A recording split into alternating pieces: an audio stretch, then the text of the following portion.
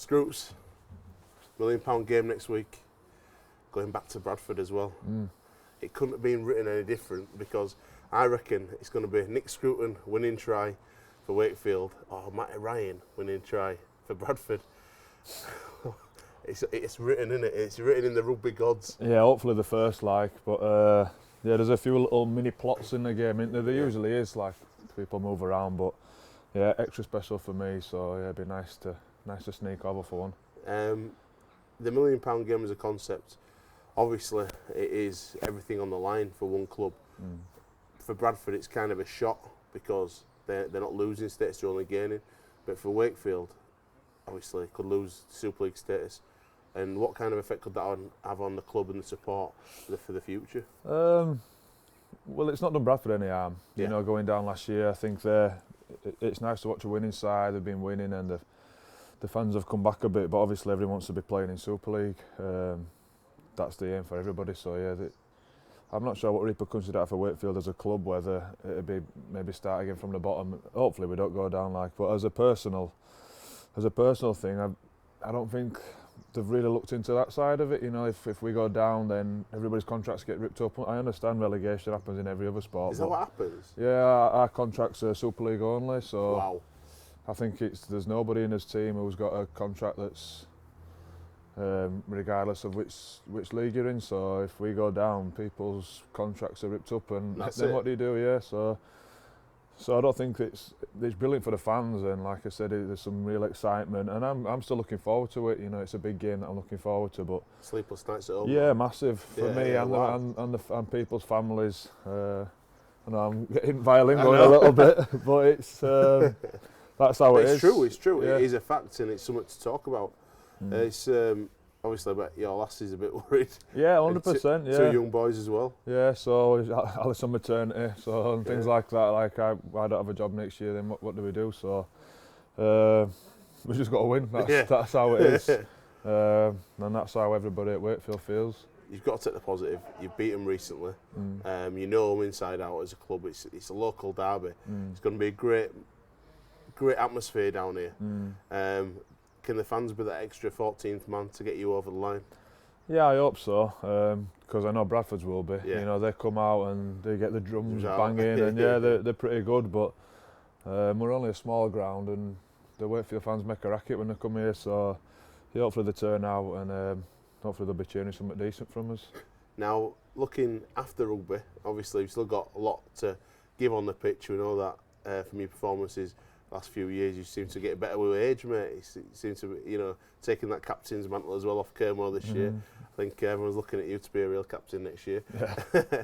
You're doing some beekeeping. Tell us about that. Yeah, it's a bit of a running joke, really. Yeah. You know, it's just not something you'd expect, is it? Well, maybe you would from a dope like me, something a bit different. I thought it were a hobby, but now it's actually not. Well, it is a hobby at minute. I'm just tagging along. It's Alice's uncle. He's a full-time beekeeper, that's his job, and I've just been tagging along with him for the last couple of years, and it's something I really enjoy, so he's gearing up for me to go down that route when I finish rugby. Hopefully I've got a few years left in rugby, like you said, but then when I finish, that's where I'm going with it. So with bees, have you got different types of bees? There's only one kind of bee make honey? Yeah, so you've got your honey bee that makes honey, yeah. But then there's different... I'll talk bees all day, Simo, don't get me started. There's different subspecies of honeybee, so... What's the best honey from the... What is the best... Is it best kind of honey? There's Kermo coming now, he's going to film me. This is all he does. He gets someone to ask me a question and then films me on the fly, talking about bees. We've just got some bees come over from Greece, these Grecian bees. Grecian bees, yeah.